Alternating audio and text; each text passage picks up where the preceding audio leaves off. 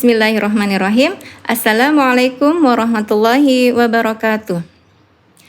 Innal hamdalillah nahmaduhu wa nasta'inuhu wa nastaghfiruh wa na'udzu billahi min sururi anfusina wa min sayyiati a'malina. May yahdihillahu fala mudhillalah wa may yudlil fala hadiyalah. Asyhadu an la ilaha illallah wahdahu la syarikalah wa asyhadu anna Muhammadan abduhu wa rasuluh la nabiyya ba'dah. Apa kabar sahabat Quran? Semoga kita semua senantiasa dalam lindungan Allah Subhanahu wa taala dan senantiasa mendapatkan hidayahnya. Sahabat Quran, hadis adalah pedoman kedua dalam agama Islam setelah Al-Quran. Mempelajari hadis begitu penting bagi kita umat Islam, karena dengan mempelajarinya maka kita akan mengetahui apa yang disabdakan oleh Nabi kita. Mempelajari hadis juga merupakan konsekuensi dari syahadat kita terhadap kerasulan Nabi Muhammad SAW. Oleh karena itu, penting bagi kita untuk mengetahui dan mempelajari ilmu ini. Sahabat Quran, dalam kesempatan kali ini saya akan menyampaikan sedikit materi tentang pengenalan hadis. Kita mulai dari pengertian hadis, kedudukan dan fungsi hadis, juga tingkatan hadis. Sahabat Quran, pengertian hadis secara bahasa berarti al-jadid, yang artinya sesuatu yang baru. Kebalikan dari al-qadim yang artinya sesuatu yang lama. Sedangkan hadis menurut istilah para ahli hadis, salah satunya dari Syekh Shalih Al-Utsaimin dalam kitab Mustalahul Hadis, Maktabah Ilmi Kairo, mengatakan, Ma adhifu ilan nabiyyi sallallahu alaihi wasallam min qawli au fi'li au taqriri au sofi. Yang artinya, segala sesuatu yang disandarkan kepada Nabi Sallallahu Alaihi Wasallam berupa ucapan, perbuatan, persetujuan maupun sifat.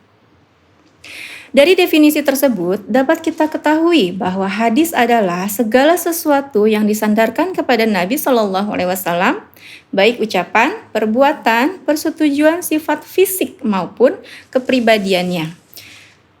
Hingga gerak dan diamnya, ketika bangun dan tidurnya Nabi Shallallahu Alaihi Wasallam juga disebut sebagai hadis.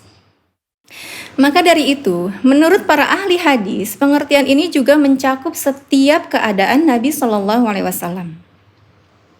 Dari uraian tersebut, kita dapat mengetahui bahwa secara umum hadis itu ada yang berupa perkataan, perbuatan, persetujuan, atau ketetapan.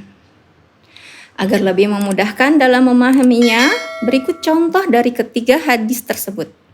Pertama, hadis qauli atau perkataan. Adalah hadis yang berupa sabda atau ucapan Nabi Shallallahu Alaihi Wasallam. Biasanya dalam redaksinya disebutkan kata qala. Contohnya, An Umar bin Al-Khattab radhiyallahu anhu qala Rasulullah Shallallahu Alaihi Wasallam, Innamal a'malu binniyat. Yang artinya, dari Umar bin Khattab radhiyallahu an, ia berkata, Rasulullah Shallallahu Alaihi Wasallam bersabda, sesungguhnya amalan itu tergantung pada niatnya. Hadis riwayat An-Nasai nomor 75.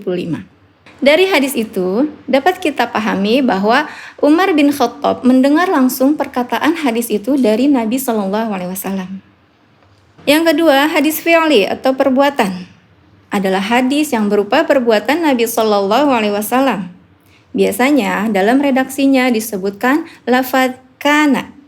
Contohnya, An Aisyah qalat, kana Rasulullah sallallahu alaihi wasallam yusalli qa'iman wa qa'idan. Fa idza iftataha as-salata qa'ima raka'a qa'ima. Wa idza iftataha qa'idan waqa'a qa'idan. Artinya, dari Aisyah ia berkata, Rasulullah Shallallahu Alaihi Wasallam sholat berdiri dan duduk. Ketika memulai sholat dengan berdiri, maka ruku dengan berdiri. Ketika memulai sholat dengan duduk, maka beliau ruku dengan duduk. Hadis riwayat An-Nasai nomor 1647. Dari hadis di situ bisa kita lihat bahwa Aisyah radhiyallahu anha melihat langsung apa yang dilakukan oleh Nabi Shallallahu Alaihi Wasallam. Itulah yang disebut dengan hadis fi'li atau perbuatan. Sahabat Quran, yang ketiga adalah hadis takriri atau persetujuan. adalah hadis yang berupa persetujuan Nabi Shallallahu Alaihi Wasallam terhadap perbuatan dan perilaku sahabat beliau. Contohnya dalam hadis riwayat Muslim nomor 836 yang artinya dari Mukhtar bin Fulful ia berkata, aku bertanya kepada Anas bin Malik tentang sholat sunnah setelah sholat asar. Maka Anas menjawab, dahulu Umar memukul tanganku karena aku sholat setelah sholat asar. Dan dahulu kami sholat 2 rakaat setelah terbenamnya matahari sebelum sholat maghrib. Lalu aku bertanya, apakah Rasulullah melaksanakan sholat itu? Anas menjawab, beliau melihat kami melaksanakan sholat itu dan beliau tidak memerintahkan dan juga tidak melarangnya. Dari hadis itu dapat kita lihat bahwa diamnya Rasulullah berarti persetujuan atas apa yang dilakukan oleh sahabatnya dan berarti tidak melarangnya. Sahabat Quran, selanjutnya adalah kedudukan dan fungsi hadis. Hadis dapat menjadi penjelas bagi ayat Al-Quran yang bersifat global. Selain itu, hadis juga bisa melengkapi perintah Allah yang tercantum dalam Al-Quran. Kedudukan hadis sebagai sumber hukum kedua telah dijelaskan dalam beberapa ayat Al-Quran, salah satu di antaranya dalam surat Al-Hasyr ayat 7. Allah Subhanahu wa Ta'ala berfirman yang artinya, apa yang diberikan Rasul kepadamu, maka terimalah. Dan apa yang dilarangnya bagimu, maka tinggalkanlah. Ayat tersebut menekankan bahwa umat Islam harus mengikuti hal-hal yang disampaikan Rasulullah SAW melalui hadisnya. Umat Islam harus menjadikan perilaku Rasulullah sebagai suri teladan dalam kehidupan mereka.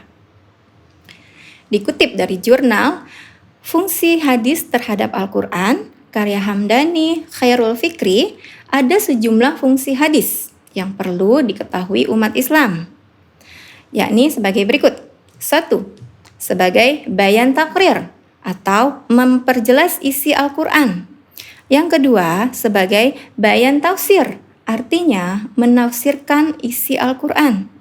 Dan yang ketiga, sebagai takhsis al-am atau mengkhususkan yang bermakna umum. Selanjutnya yang keempat, bayan tabdila, yang artinya mengganti hukum yang telah lewat keberlakuannya. Sahabat Quran, selanjutnya adalah tingkatan hadis. Berdasarkan kualitas sanad dan perawinya, hadis dapat digolongkan menjadi 3 tingkatan, yakni sahih, hasan, dan dhaif. Cukup sekian untuk pembahasan kali ini. Sampai jumpa di pembahasan berikutnya. Jangan lupa subscribe, like, comment, and share agar kami selalu bersemangat dalam mensyiarkan kebaikan. Akhirul kalam, wassalamualaikum warahmatullahi wabarakatuh. Ila liqa. Ngaji yuk kita ngaji, yuk ngaji, yuk belajar ngaji.